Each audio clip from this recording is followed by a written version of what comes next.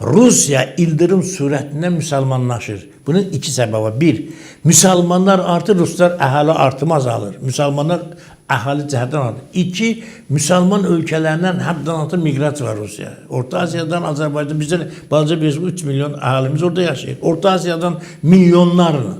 Və bu da hesablanmışdı ki, bu cürə gedəcək. Məsələn, Almaniyada belə bir bədbin proqnoz var. Fransa ilə bağlı bir proqnoz var. Ona görə Trump deyir ki, mühacirləri çıxardın, siz öz dövlətinizə xəyanət edirsiniz. Rusiyada da bu proses gizli və aşkar şəkildə böyük sürətlə gedir. Belə olan tərəfdə Rusiya dövləti Tatarlara qarşı hətta biz müstəqil dövlət olmamız ama bizə qarşı təzyiqlər göstərə bilmir.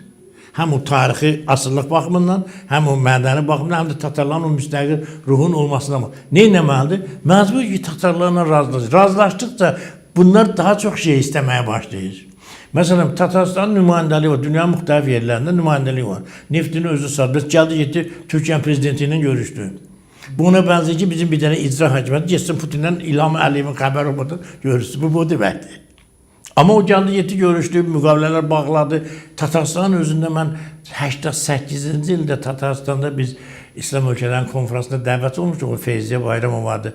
Tatarstan yazıcısı, Tatarstan o vaxt Ali Sovetinin deputatı idi. Azərbaycandan mən getmişdim. Sülədimə getmişdim, rəhmətli Rafiq Turaponoğlu getmişdi.